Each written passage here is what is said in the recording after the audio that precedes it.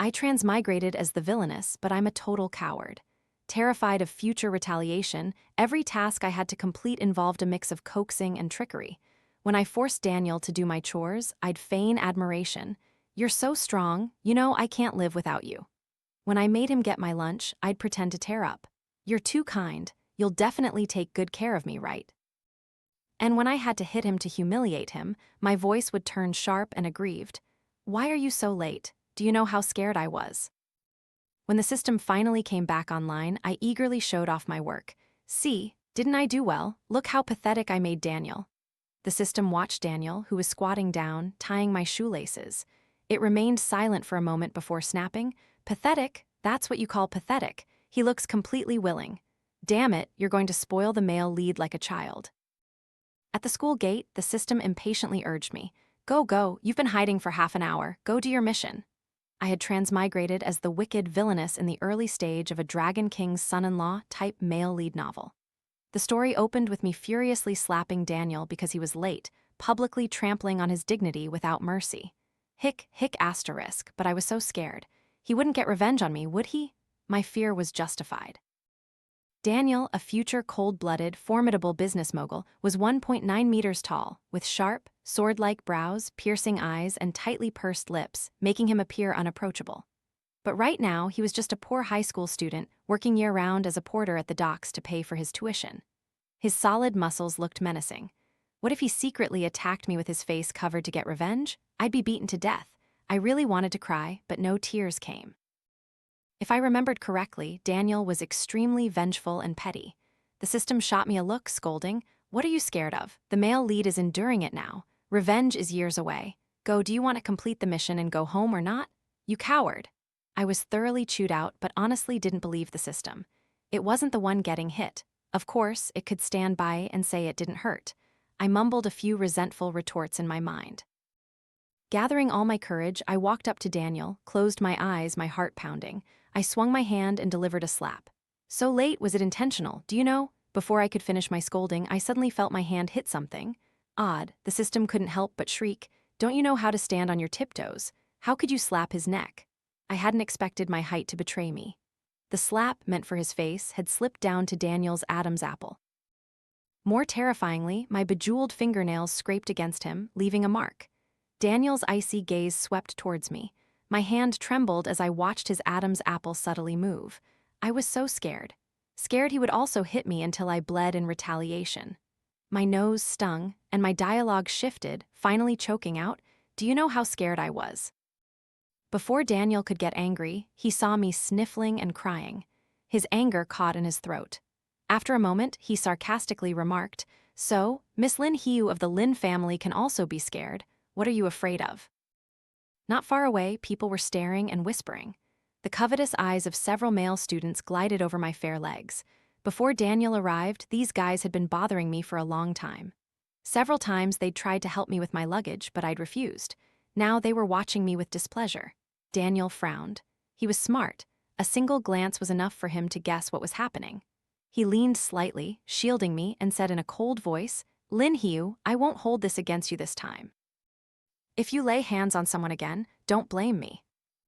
According to the plot, upon hearing Daniel say this, I should have become even more furious. I would have thrown a handful of money in his face, called him lowly, and arrogantly ordered him to carry my luggage. But now, the system's voice was full of regret, like iron that couldn't be forged into steel. "Hurry up and throw it. You're the villainess. He's provoking you like this, and you're not angry." I trembled, took out the money, but before I could even throw it, Daniel's glance made me so scared I dropped it to the ground. But system, what if he breaks my hand? He's so fierce. Fear still held the upper hand. I ignored the system's urgings in my head. To protect my hands, I racked my brain for a way to follow the plot.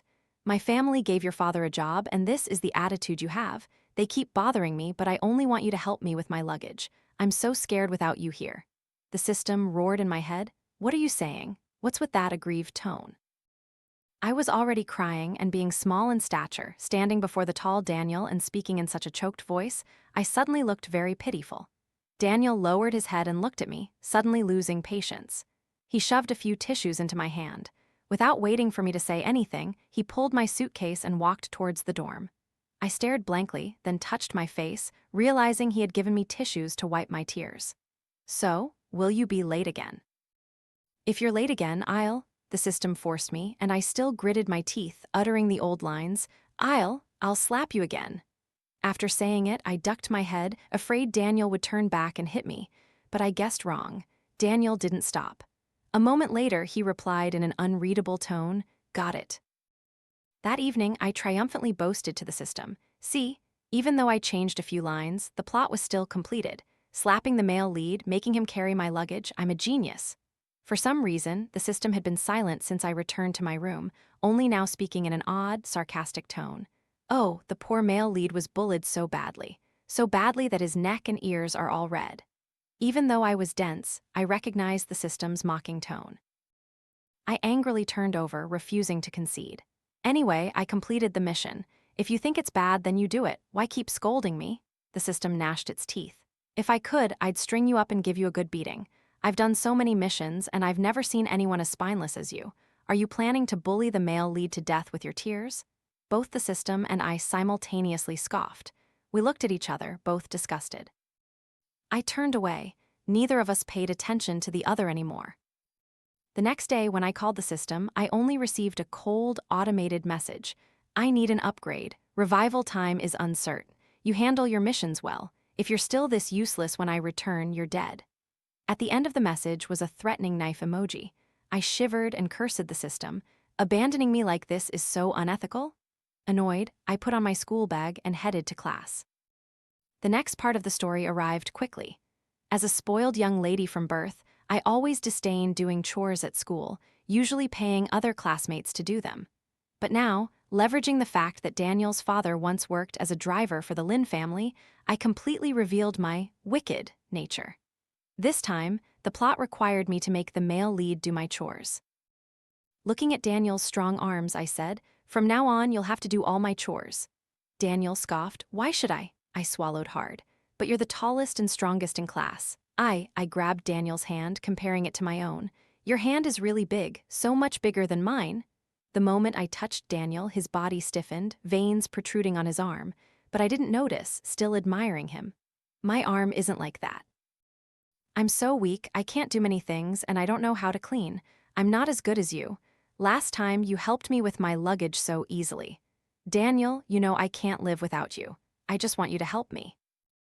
I waited and waited, but Daniel didn't reply. Uneasy, I looked up, wondering if I was being too much. Once or twice was fine, but how could I make Daniel do all my chores? But that was the plot. I didn't want to bully him. Unexpectedly, when I looked up, Daniel, who was usually fierce, seemed a little dazed. Noticing my gaze, he reverted to his usual irritable expression. "You weakling," he cursed, but actually took the chore roster, crossed out my name, and replaced it with his. As a villainess, chores were nothing. Even getting lunch, I would make Daniel do it. Not only would I force him, but when he brought the food back, I'd complain. In the plot, when faced with the lunch Daniel brought, my original lines were, "It's all cold, and all the dishes I don't like. How low, just like your father, deliberately wanting money, wagging your tail after being paid to finish the job." But now I looked at the lunch in front of me. In the original story, Lin Hiu sent Daniel to get lunch but didn't give him her meal card. So Daniel went to his usual counter to get his own food. Actually, the food wasn't bad. 8 yuan for 1 meat dish and 2 vegetable dishes. This was a special subsidized meal for students from disadvantaged backgrounds. But in the eyes of Lin Hiu, who was used to fine dining, it would indeed be hard to swallow. "Oh, you're so thoughtful. You even know I like celery." I was hungry too, so I just started eating, praising it as I went. "This yogurt is so delicious. My desk mate said you have to wait in line for a long time to buy it. Daniel, you're really good. You know, I always don't know how to take care of myself." I blinked, looking at the future Dragon King, who would become dark and violent. Although tall, he was currently just an 18-year-old boy. His father had been fired by the Lin family for theft, which was why Lin Hiu hated him. Later, in an unexpected accident, his parents died, leaving Daniel alone to care for his seriously ill grandmother. He worked 3 jobs a day. Every penny was earned with blood and sweat. I felt a little uneasy. I gave him my meal card and whispered, "Let's use this card together, okay? You still have to help me get lunch later. I like eating with you. You'll definitely take good care of me, right?" Other major plot points restricted what I could do, but small details like giving him a meal card were fine. At least it could ease Daniel's daily burden of food. Daniel's eating motions paused. He looked up. "Do you usually make others do things for you like this?" I was puzzled. "What do you mean like this?" Daniel's gaze swept over my red lips, then naturally moved away. "Can you say such sweet words to anyone? Do you think I'll be as charmed by you as others?" Daniel spoke a barrage of confusing words. But from that day on, he really did help me get lunch and do chores every day. Besides these things, I had many other plot points to act out. For example, tearing up the male lead's homework and destroying his school bag. But I was such a coward. After tearing them, the next day I would secretly tuck new notebooks and a new school bag into his desk drawer. If discovered, I'd weakly argue, "I have this school bag too. Please, can't you use the same as me? I want you to use the notebook I gave you. Your handwriting is so beautiful. A nice notebook suits you." Another example, I had to lock the male lead in the utility room all night in winter. I gritted my teeth. If I was going to do it, I'd go all the way. I snuck in myself. I don't know why, maybe we have to stay together all night. Luckily, I'm with you in this school. I like you the most. For some reason, whenever I see you, I feel safe. I'm not even scared of being locked in.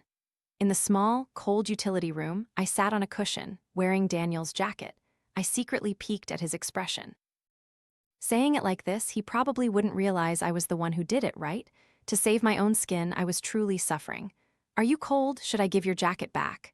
Daniel glanced at me. "Shut up, I'm not cold. Are you hungry?" Hearing him, I realized I was indeed hungry and nodded. Daniel took a chocolate bar from his pocket. It was too cold. I didn't want to reach out, so I just tilted my head, waiting for Daniel to feed me. Daniel paused, then knelt on one knee in front of me and fed me. After I finished eating, he took out a thermos for me to drink water. A wave of guilt washed over me. This was all due to my wickedness, forcing Daniel to carry snacks and a thermos every day just to deal with my whims and difficulties. That night, I unknowingly dozed off in Daniel's arms. Waking up, I felt dazed and even more guilty. This was another instance of bullying the male lead, treating him like a human heater. After I woke up, Daniel also opened his eyes. I hastily scrambled out of his arms. In my panic, I accidentally bumped into something hard. I heard Daniel let out a soft groan. Startled, I asked suspiciously, "What's this, a cup? But why is this cup so hot?" Daniel suddenly apologized. Suddenly realizing what it was, I immediately felt embarrassed. Both of us fell silent. I hung my head, blushing fiercely. When the patrolling security guard released us, I forced myself to forget what had just happened and continued to act according to the plot. "Don't think that letting me borrow your jacket last night makes everything okay. You still have to continue being my dog to win my favor." Daniel had given me his jacket. He would surely catch a cold. And I still had to say such harsh words. Unwilling, I added in a low voice, "Of course, I'll also be good to you. You know, I trust you the most in school." Daniel's Adam's apple subtly moved. He looked down at me. His usually fierce face held an unusual tenderness.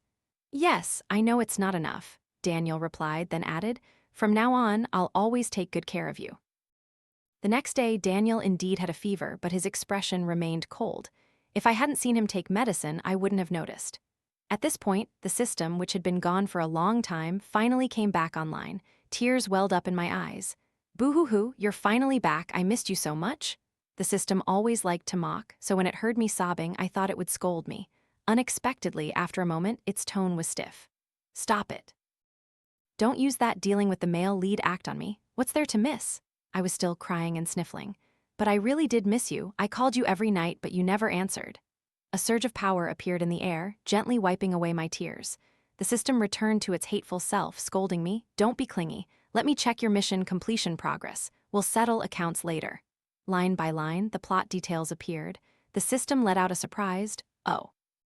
It's almost all completed. But when it opened the video to watch, its face grew darker and darker.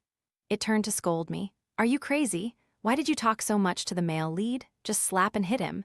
Anyone hearing you talk so intimately would think you're on a dating show." The violent system had reappeared.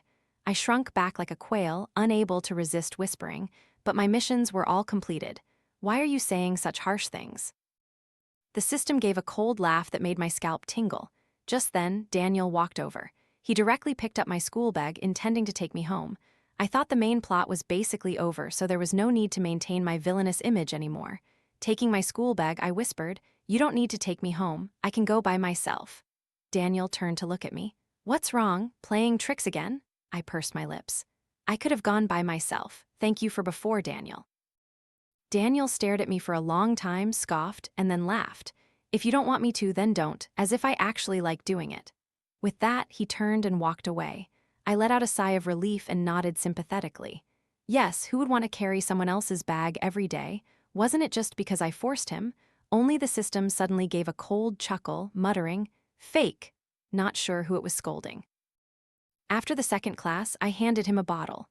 Daniel happened to walk by, his eyes sweeping over my water bottle and then stopping. Usually, by this time, he would come to get water for me and help me with my studies. But now, my water bottle was held by my deskmate, and the student in front was explaining the lesson to me.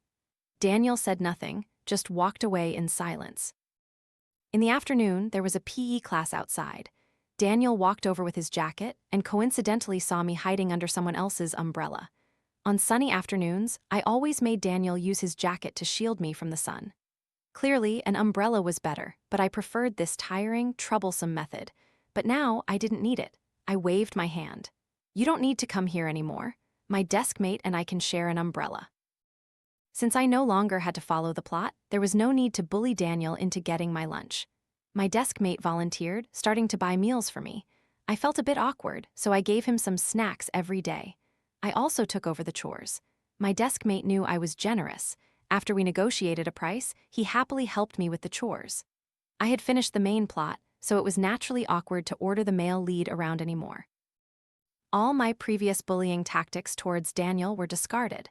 We didn't even exchange many words, even without me intentionally bullying him.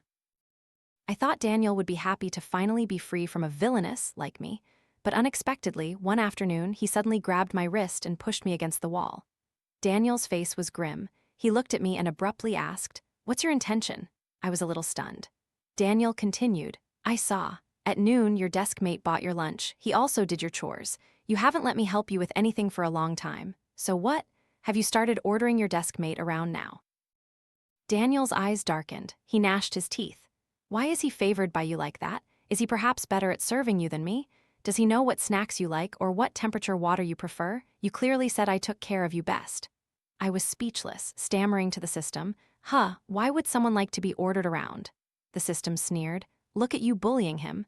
The male lead is now no different from an abandoned dog. You're really good." The system's venomous tongue continued. "He only wants to be ordered around. Why don't you try slapping him a few times and see if he enjoys it?" The system's words made me blush fiercely. I couldn't help but interrupt. "What nonsense are you talking about? How could that happen?" The system gave a cold snort. At this moment, I was still being interrogated by Daniel.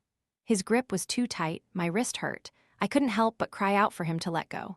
My voice startled Daniel. He pursed his lips and slowly retreated until there was a safe distance between us. Daniel's Adam's apple subtly moved. He asked in a low voice, "Lin Hugh, what do you see me as?" It was a completely unexpected question. I was stunned, but I didn't know how to answer it. A mission target or the male lead in a novel, whether I revealed my identity directly or said I was forced by the system, it all sounded incredibly awkward.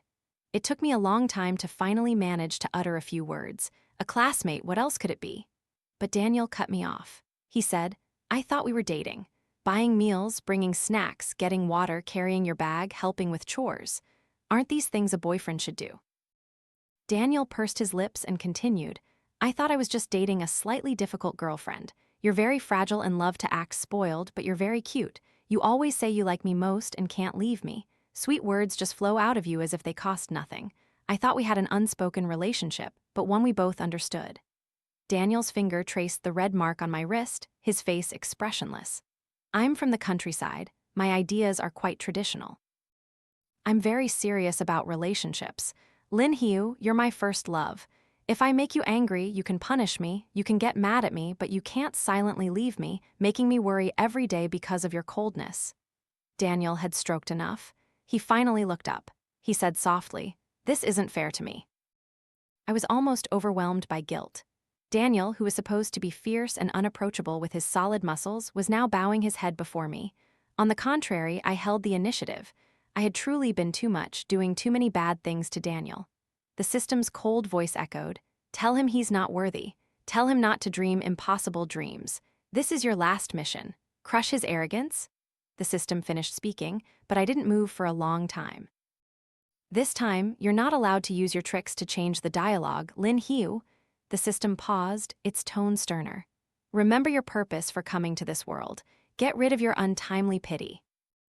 My purpose? What was my purpose here? Before, I had died in a car accident. The system found me, saying that if I completed the mission, it would let me live again in a new world. I took a deep breath, forcing myself to be cruel, forcing a sarcastic smile. "Dating Daniel, you really dare to dream." I scrutinized Daniel's clothes. "Does your entire outfit combined even cost as much as one of my hair ties?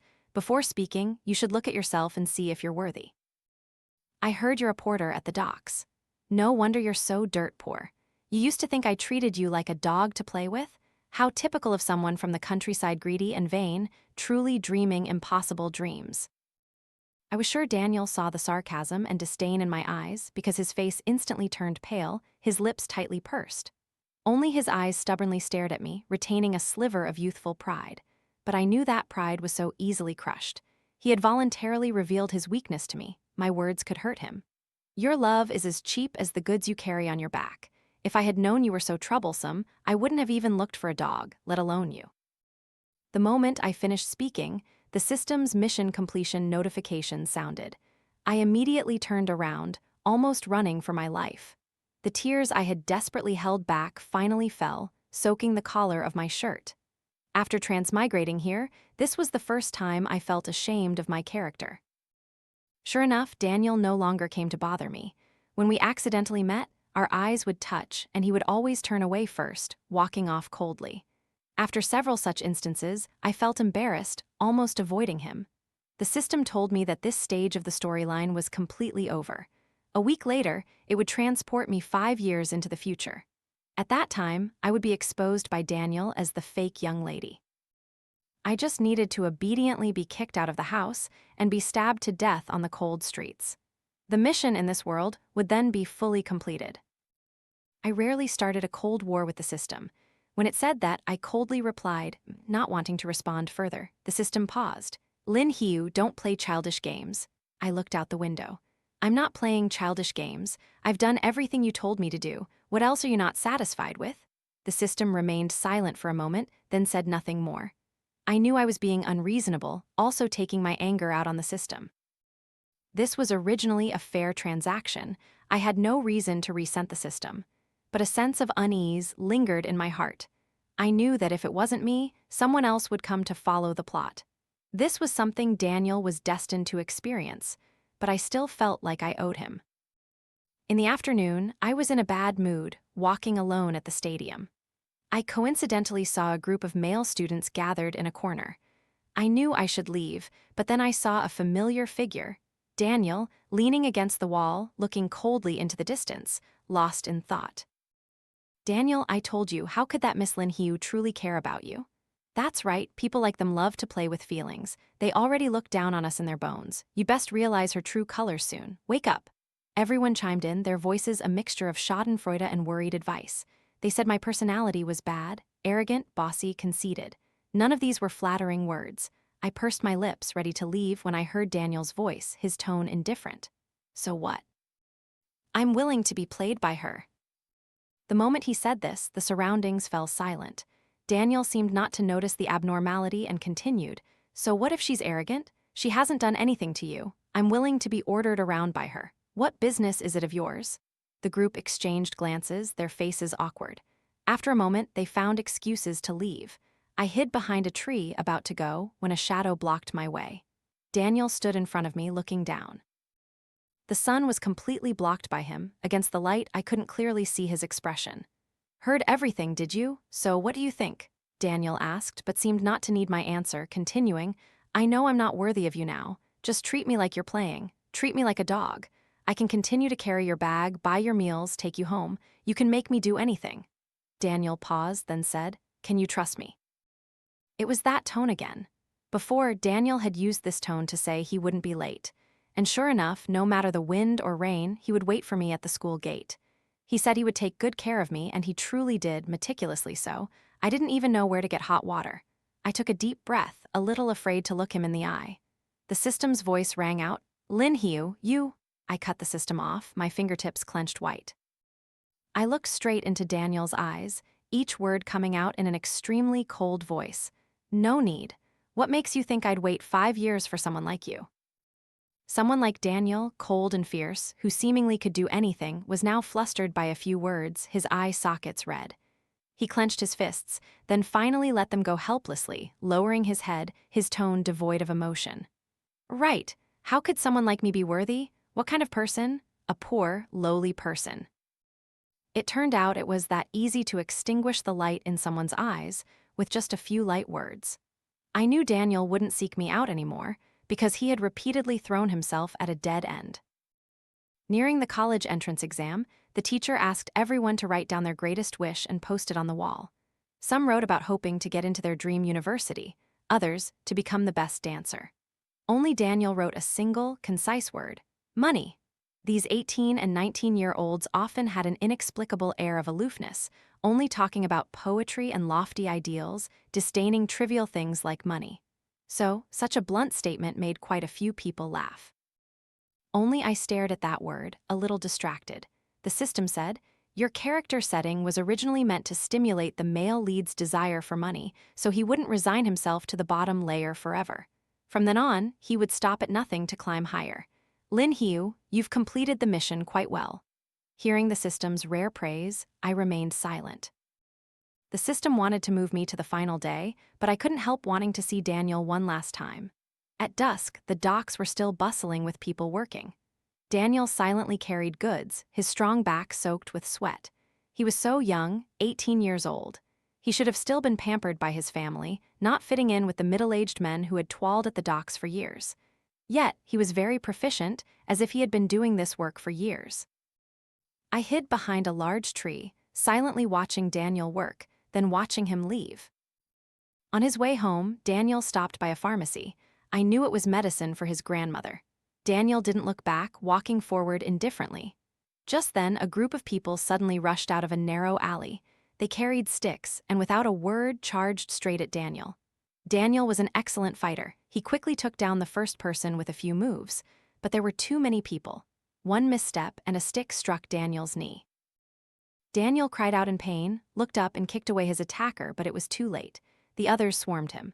I watched Daniel being beaten until he spat blood, anxious to rush out, but the system roared, "No, this is the male lead's first encounter with Sophia, his first subordinate. You cannot interfere."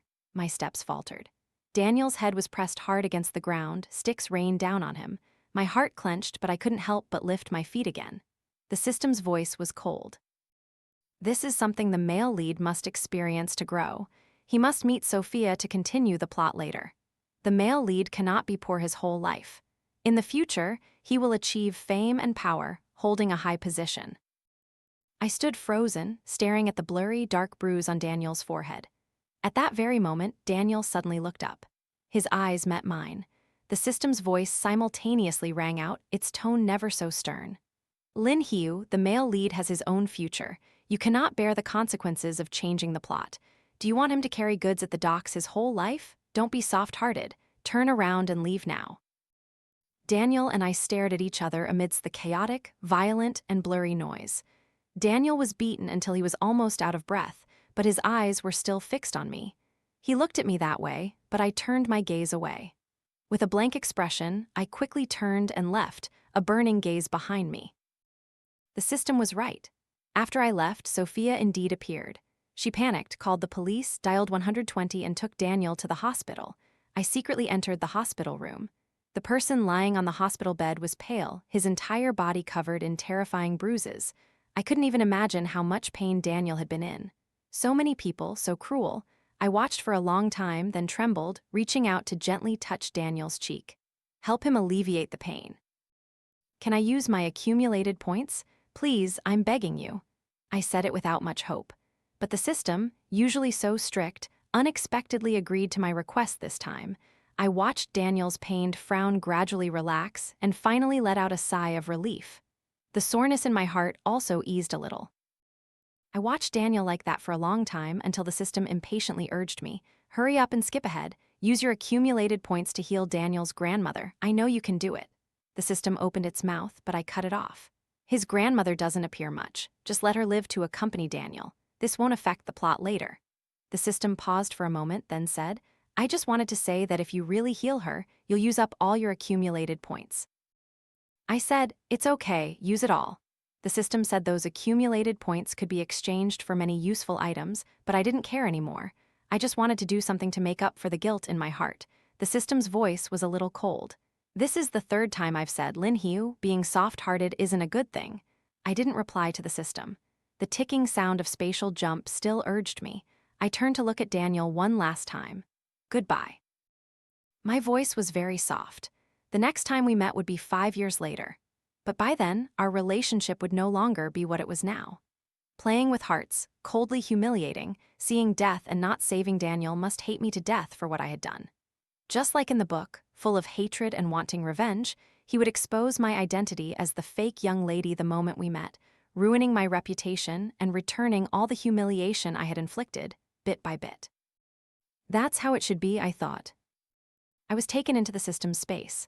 Time here flowed differently from the outside world. You can rest here for a month, then we'll jump to 5 years later. Consider it a vacation for you, the system said, but I was still dispirited with no energy at all. A week later, my mood improved slightly. The facilities here were excellent, snacks, fruits, even a TV and game console. Even the most critical eye couldn't find fault. But every night I slept poorly. Strange dreams always made my forehead break out in a cold sweat. After waking, it was hard to remember the content of the dreams. The system observed coldly, then suddenly said, if you need, I can separate your past memories. You can directly start the mission from the 5-year mark. I paused. No need. I smiled at the system. Keeping my memories will help me maintain the image and complete the mission better, right? The system didn't bring it up again. I didn't know when, but the system, which was always strict and irritable, now rarely scolded or mocked me. So what if I scold you? Don't you deserve to be scolded? Besides, I never said I hated you.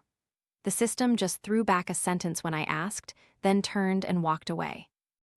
5 years later, I stood at the airport entrance. The driver called to say the car had broken down mid-route. Helpless, I decided to hail a taxi to the party. Just then, a clear voice called out to me, Lin Hiu. It was Leo, someone from the same circle and my elementary school classmate. It really is you. You went to study abroad after the college entrance exam. It's been years since we last met. Leo greeted me warmly, casually taking my suitcase. Are you also here for the Liu family's party this time? Perfect, we can go together? I thought to myself that it would save me from taking a taxi, so I nodded. Actually, I was also here to pick up a friend. I didn't expect to run into you. I chatted with Leo as I opened the car door, but the next second I froze. At the door, Leo still urged me nonchalantly, Get in, let me introduce you. This is my university friend, also the CEO of So Thang Group. He's also attending the party this time. His name is... Before Leo could finish, he was cut off. The person in the car looked up, his eyes met mine, and he slowly smiled. It had only been a month since we last saw each other, but it felt like 5 long, arduous years had passed. Daniel looked more mature, the youthful immaturity of his past self was gone. He wore a comfortable, well-fitting suit, his arms relaxed, a watch on his wrist. He was indeed a successful man, his dark eyes carrying a subtle, oppressive aura. Leo asked me in surprise. I shook my head. I don't know him. How could an arrogant young lady like Lin Hiu remember a classmate she used to bully when she was little? Miss Lin Hiu's memory is truly poor. She doesn't even remember her high school classmate. I looked up, not understanding why Daniel replied that way. Clearly, in the plot, Daniel was supposed to pretend not to know me so he could take better revenge later. With so many high school classmates, how could I remember all the unimportant people? Daniel's lips tightened slightly. Unimportant people, he repeated, his tone becoming cold. Miss Lin Hiu is truly forgetful. Leo drove, and Daniel and I sat in the back seat, a considerable distance between us.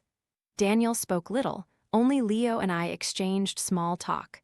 I looked out the window, not daring to look at Daniel, suddenly feeling the oppressive atmosphere.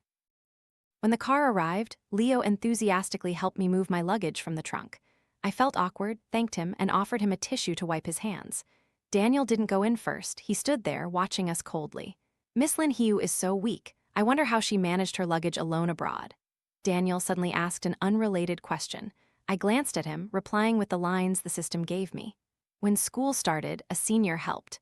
During summer vacation, friends picked me up. Why would I need to do it myself? Daniel's mouth twitched. I was overthinking. I forgot that Miss Lin Hugh is surrounded by people eager to help her. I frowned slightly, talking to the system. Why does Daniel's conversation seem so strange now? The system snorted. How could you expect him to be pleasant when he sees his enemy? He probably saw you asking someone else to move your things, so he naturally thought of the past. It's normal for him to feel uncomfortable. I froze, my heart aching slightly. I lowered my head. I had only experienced 1 month, but Daniel had truly lived through 5 years. I hadn't adjusted my mindset, still thinking he was the Daniel who always obediently listened to me. Now, we were supposed to be two people who hated the sight of each other. The party began and people around us started chatting. Having just gotten off the plane, I was a little hungry, so I grabbed some sweets and sat in a corner to eat. Before I could eat a few bites, a glass of water was spilled over my head. Instantly, my upper body was soaked. I'm sorry, I didn't see you. A beautiful girl apologized nervously. I silently looked at her. Sophia, Daniel's subordinate and also his savior in the original story. This was her first time at a party. She was nervous and bumped into me. If it had been anyone else, it might have been fine, but unfortunately, she bumped into me, someone with a bad temper. So, I got angry and made things difficult for her right there. I took a deep breath, maintaining my shrewish image. Do you have eyes? My clothes are expensive. Can you afford to pay for them? Our argument attracted the attention of those around us. I held my head high, and even with my soaked hair, I acted arrogantly, refusing to back down. What's going on? Daniel frowned and walked over. Sophia whispered, I accidentally tripped and spilled water on Miss Lin Hugh. Daniel always protected his people, let alone his savior. In the plot, he would favor Sophia, directly calling my father to handle the situation. Daniel was no longer the poor boy he once was. The Lin family was nothing in his eyes. My father, for the sake of appearances, could only angrily scold me. I bowed my head, preparing to receive the reprimand, but suddenly, a jacket fell over me. She's my employee, she wasn't careful. This hotel is mine. I'll have someone prepare a room for you, go change first. The plot had changed again in an inexplicable way. I was stunned as Daniel pulled my hand, leading me out. After a few steps, I reacted. Let go, I'm not going with you. Daniel turned to look at me. What's wrong with you now? His voice was a little strange, deepened. What kind of look did you give me just now? Did you think I would side with her and not you? You think I basically didn't hear what Daniel was saying. The new plot was what mattered. I still maintained my villainous image, turned around and grabbed Sophia, refusing to let go. Let me tell you, you have to kneel and apologize to me before I forgive you. Daniel looked at the hand I had pushed away, then looked up, his expression instantly cold. Your temper is still the same. He concluded. Stubborn, whimsical, unreasonable. What was originally a reasonable matter, I had twisted into an unreasonable one. Everyone around frowned, looking at me with disdain. In their eyes, for a young lady like me to make things difficult for a small employee was very embarrassing. Finally, my father arrived, scolded me, and then pulled me to apologize to Daniel. I was defiant, raising my head to glare at him, then heard Daniel's indifferent voice. Are you willing to go change with me now? The clothes Daniel brought, for some reason, fit perfectly. It was indeed a brand I often wore, and the color was also one I liked. When I came out, Daniel still hadn't left. He scrutinized me. Not bad. I didn't know what wasn't bad. I was annoyed and pushed him away. Daniel, didn't you tell your employee to spill water on me? Now you're pretending to be a good person. I already had a bad impression of Daniel, so naturally I would use the greatest malice to guess his intentions. But before I could push, Daniel grabbed my arm. So, you're not pretending not to know me anymore? Daniel smiled, but his eyes were icy cold. 5 years and you haven't changed. Just now you were sitting obediently in my car, I thought you had gotten better. Turns out nothing's changed. Still so obtuse, cold, and cutting. I glared at him. How I am is none of your business. Daniel chuckled dismissively. It's good that you haven't changed. Otherwise, I'd be afraid I'd soften and forget about the past. He squeezed my wrist until it crunched, gritting out each word. Forget how hateful you are, forget how much I've hated you for the past 5 years. Hated you so much that I dream of flaying you alive and pulling out your tendons at night. I knew Daniel hated me, but being looked at with such cold eyes, I still couldn't bear it and turned my face away, my heart aching in waves. Don't look at me like that. It's because you're petty. I already forgot about high school. Daniel sneered, watching me struggle to pull my hand away, his tone indifferent. Just like that. It's best you keep that arrogant facade. Back at the party, I continued to sit in a hidden corner, eating sweets. The next part would be my most important segment. I would be exposed by the male lead as the fake young lady in front of everyone. He would present a DNA test report and simultaneously reveal the truth of over 20 years ago. I was the daughter of the maid. The maid had cancer and couldn't raise me anymore. Just then, Mrs. Lin gave birth to a baby girl. The baby girl died prematurely after only a few days. The maid, as if possessed, swapped me with the baby girl, and Daniel had coincidentally met the nurse from back then, who had been bribed by the maid and thus learned the truth. I remained seated, but until the party was almost over, Daniel showed no sign of action. I peeked at him, our eyes meeting. His eyes were dark. I didn't know how long he had been looking this way. He's been staring at you since you sat down. His eyes are practically glued to you. Anyone would think he's a stalker. The system's mocking voice rang out. I didn't expect him to hate me so much. My voice was a little sour. He hates me so much that he keeps staring, afraid I'll run away, unable to expose my fake young lady identity. I was still sighing when I heard a sharp voice. Lin Hiu is not the Lin family's biological daughter. A woman dressed like a nurse rushed in, holding several papers, directly grabbing Mr. Lin's arm and thrusting the papers into his hands. This is proof. You two have no blood relation whatsoever. Lin Hiu is the maid's daughter from 20 years ago. I felt a wave of relief. Finally, this part arrived. Instinctively, I looked towards Daniel, expecting to see his joyful expression. But unexpectedly, his face was grim. He stood up. He quickly took a few steps and grabbed the nurse's arm, roaring, "Security, how did this crazy person get in here?" Security quickly ran over. Several people grabbed the nurse and dragged her out. You. The nurse struggled, still shouting towards Mr. Lin.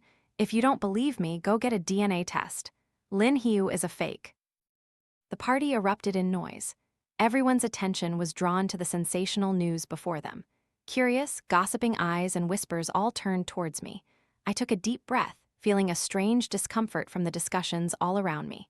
Clearly, the one who found the nurse to expose her as the fake young lady should be the male lead.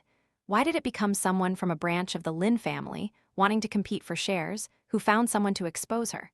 The system's tone was a little confused. Oh well, anyway, your identity as the fake young lady has been exposed. The plot is completed. The commotion finally died down after a long while. Mr. Lin, Mrs. Lin, and I walked out together. Everyone was silent. Finally, I turned around and met Daniel's gaze again. Those dark eyes. I couldn't read the emotions within. I looked away, silently getting into the car. It was very easy to investigate and confirm that I was indeed not the Lin family's biological daughter. Mrs. Lin was heartbroken over the death of her biological daughter and didn't want to see me. Mr. Lin was angry at the maid's actions and couldn't have a good attitude towards me. Just as in the plot, I was kicked out of the Lin family, penniless, wandering the streets. I squatted by the roadside and asked the system, how long until I encounter the car accident? The system said, 2 more months.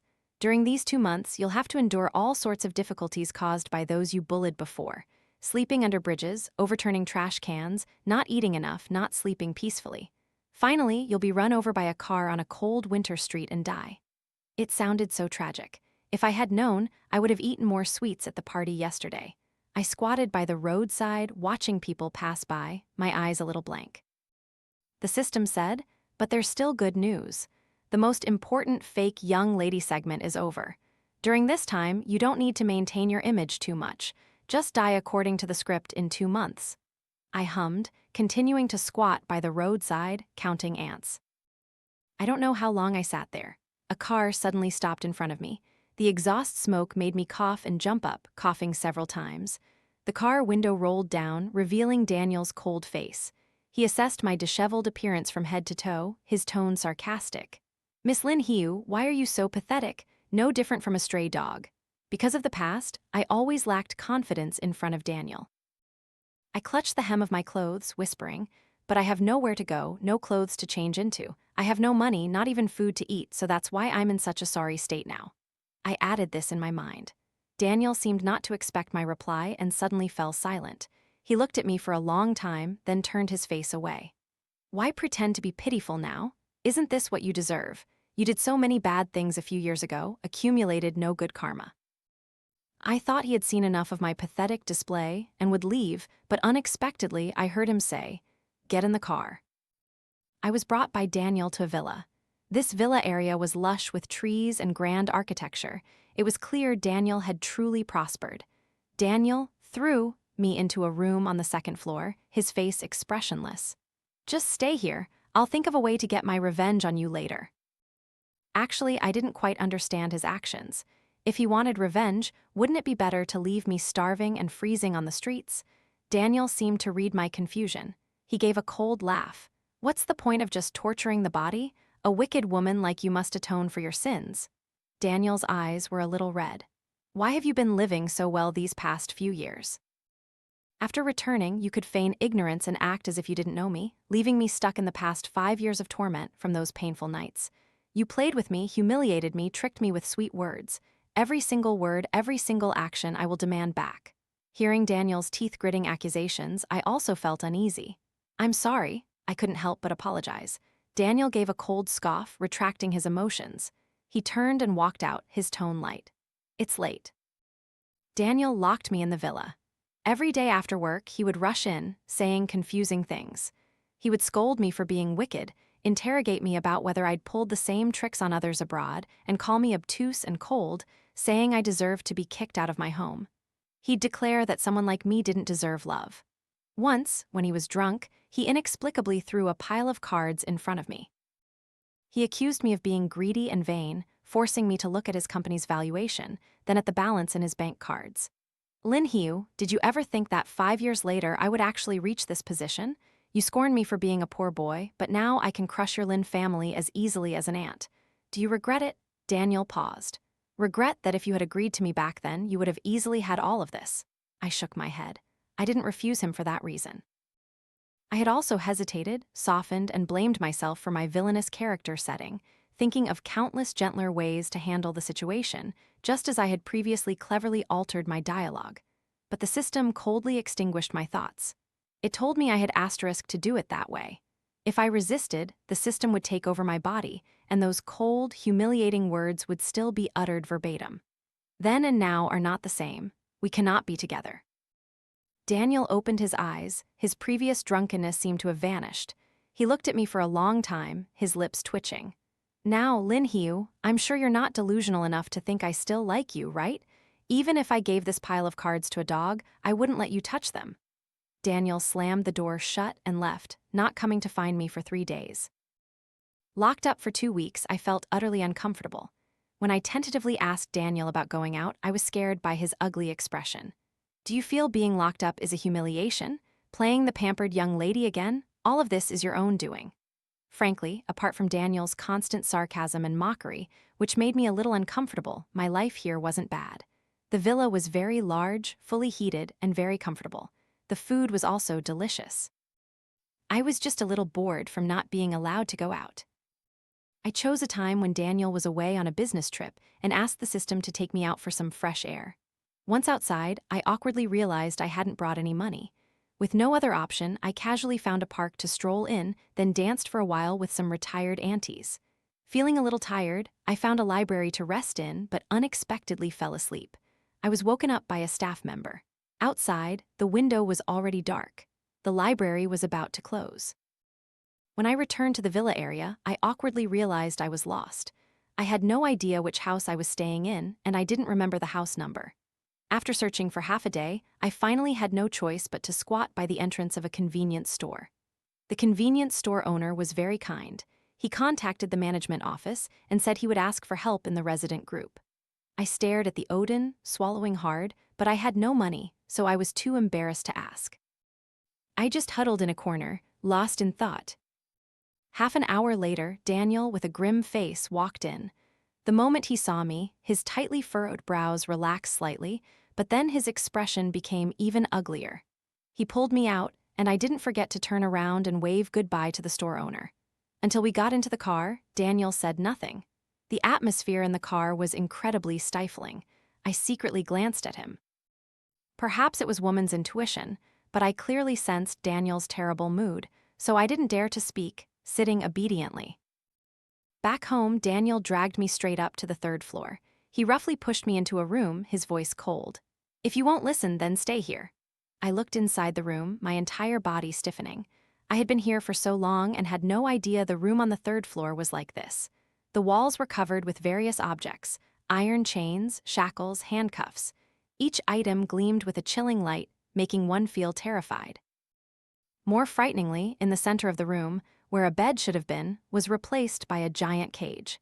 Inside the cage were many soft rugs and fluffy blankets, but the cage door was tightly wrapped with a large, icy, sturdy chain. "You don't listen. If you were a little more obedient, I wouldn't have done this."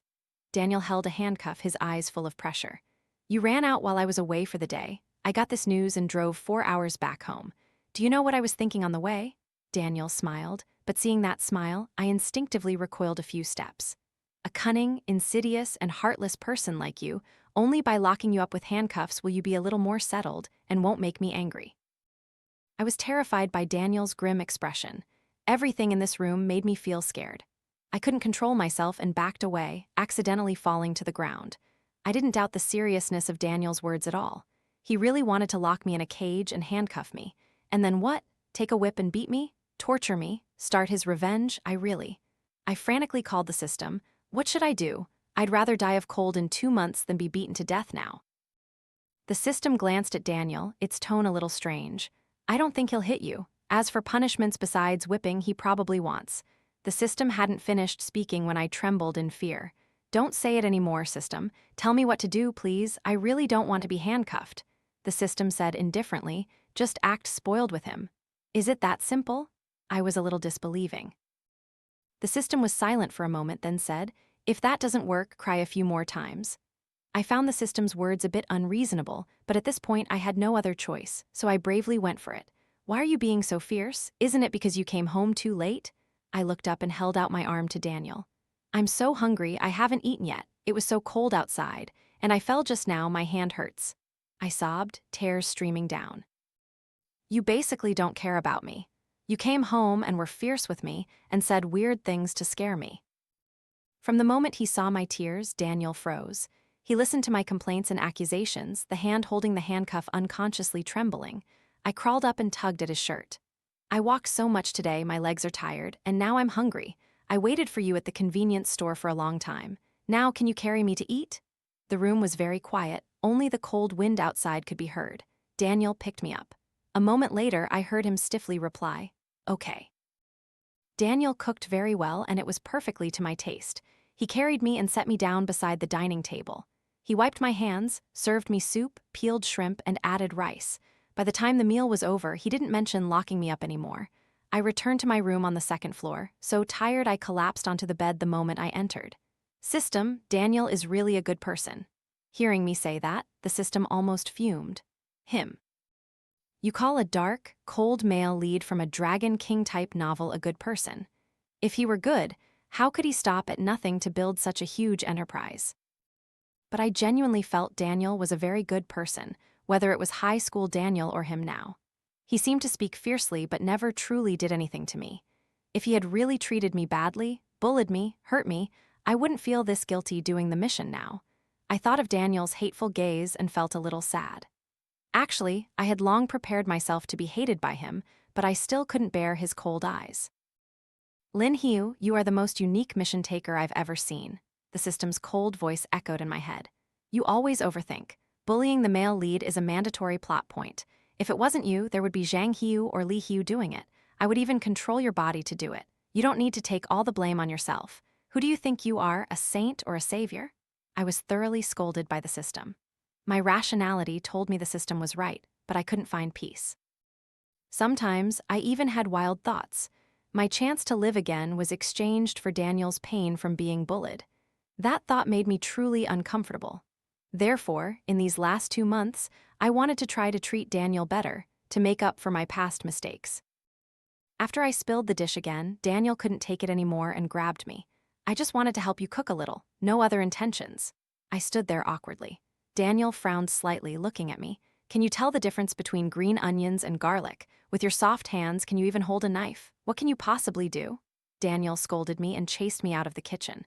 Watching him busy cooking, I said, Daniel, you're really amazing. You seem to do everything so well. I felt a little admiration. It seemed Daniel was very talented, whether in studies or cooking. He knew I was very foolish, so I admired people like him greatly. Being by his side felt very safe. I didn't have to worry about anything. Shut up. Daniel couldn't help but scold me. If you're free, go to the living room and eat some fruit. I just peeled them. Stop talking and bothering me. I didn't know where else I had annoyed Daniel. His ears were already red from me. I felt a little disappointed. I hummed and went to eat fruit. I met Sophia again when she came to deliver documents to Daniel. She hesitated for a moment, then apologized again for accidentally spilling a drink on me last time. I quickly waved my hand, feeling embarrassed at my triumphant, unforgiving demeanor back then. She asked me what my relationship with Daniel was. I said with a touch of melancholy, probably enemies. Sophia's expression was a little strange. Do you mean enemies in the same way I do? She looked at Daniel, who was in the kitchen peeling fruit for me. Don't tell me you two live together, cook, clean, and even do laundry, all done by the boss. I nodded awkwardly. It seemed Daniel was truly difficult to please. If I actively helped him cook, he would chase me out, scolding me for being in the way. If I tried to clean, he would frown and snatch the tools away. Even when I went to do laundry, I would be scolded for being clumsy, and he would eventually take over and do it himself. Perhaps it was because he found me too clumsy. Sophia was consoling me. She noticed my sadness and even conjured up a small gift for me, a very cute turtle keychain. Looking at Sophia, I suddenly felt a strange discomfort. She had saved Daniel, and after joining his company, she demonstrated outstanding ability. Compared to her, it was no wonder Daniel only showed irritation and scolding towards me. If only I were as excellent as her, smart and hardworking, the person I really wanted to be. If only we had met earlier, we could have been good friends, chatting and strolling together. Just thinking about it made me happy. But now, it wasn't possible. I had done those things. The male lead hated me. Sophia was on his side. She certainly wouldn't like me either. Sophia looked at me, completely bewildered by my words. Before she left, her expression was still a little complicated. She looked at me and sincerely marveled. I think I finally understand why the boss has never forgotten you all these years. I happily admired the turtle keychain. Daniel called me for dinner, but I didn't hear him. He walked over, picked it up, and examined it. Sophia gave it to you? I nodded. She's really kind. If only I had met her earlier. Daniel chuckled. Isn't it because you left back then? If you had waited a little longer, you would have met Sophia. His words suddenly stopped, and the atmosphere turned cold. Both of us knew what he was referring to. The time Daniel was beaten until his head bled, and I stood by and did nothing. After a long silence, Daniel spoke indifferently. Put it down. Come eat. Since we reconnected, Daniel had brought up all my past misdeeds to mock and interrogate me, but this one incident he seemed to have forgotten, never mentioning it. Both of us tacitly remained silent, as if mentioning it would break this fabricated peace.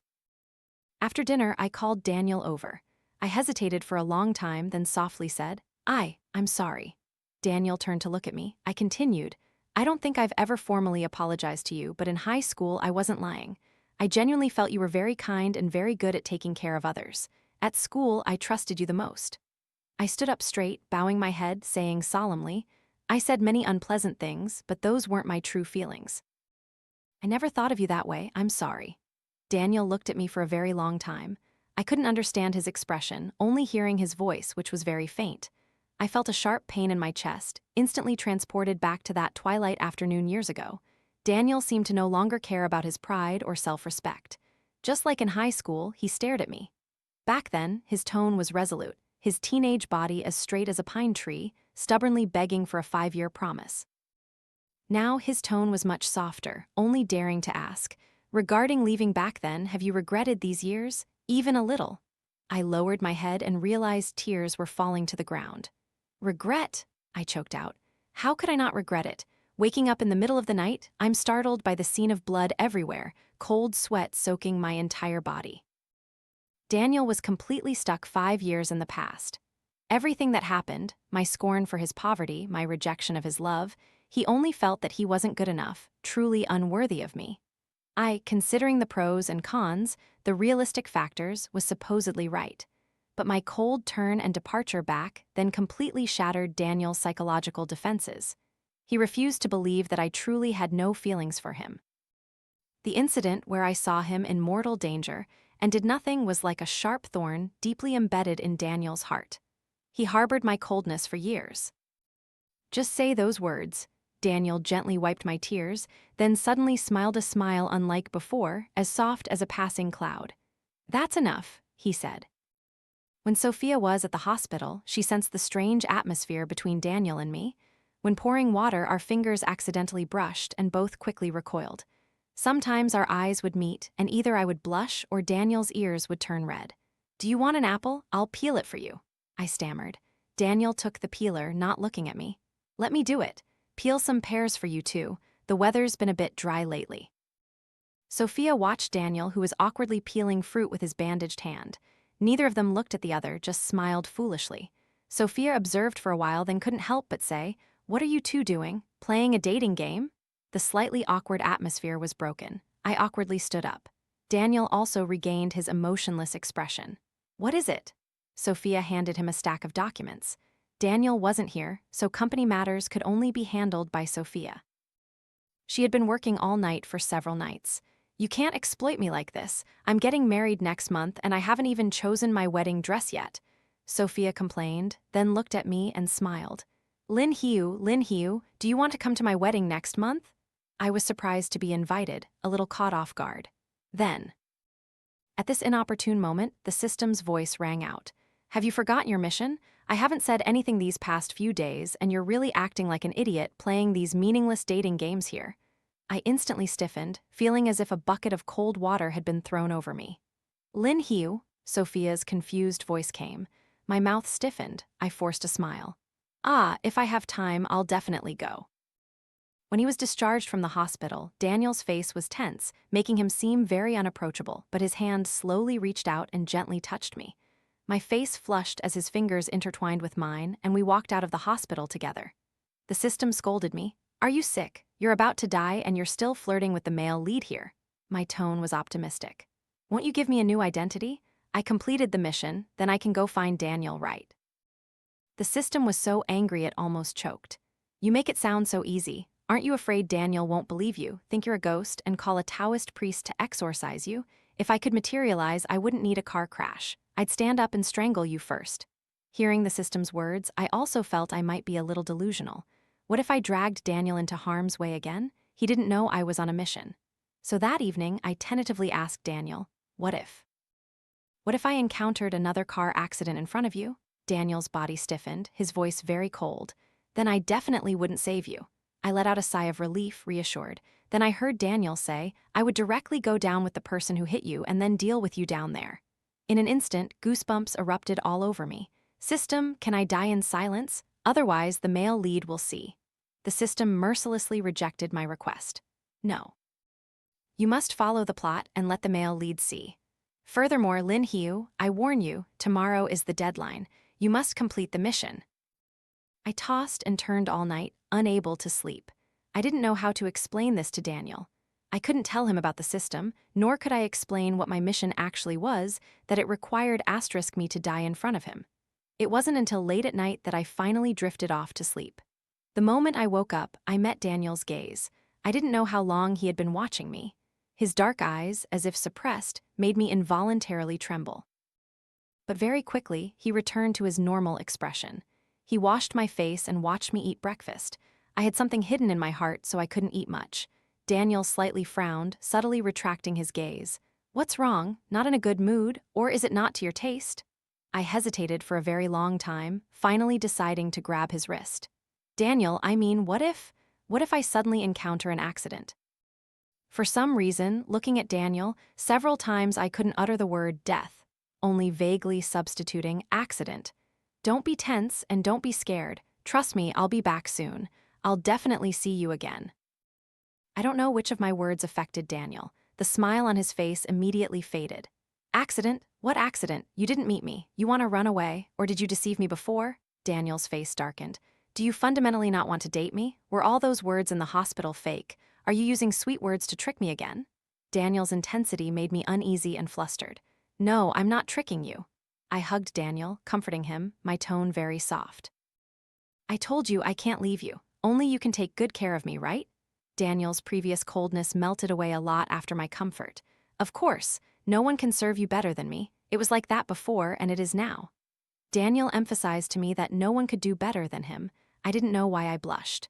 Why do you keep saying such things? Moreover, every time I hear these words, my heart feels like it's broken, beating wildly. Daniel was in a state of high tension. He monitored me very closely and was very vigilant. Several times I wanted to go out for a walk, and he flatly refused. I couldn't help but call the system for help again. What do I do now? How can I get out? The system's voice was emotionless. Kiss him. My face burned. I followed, looking up and gently kissing Daniel's cheek.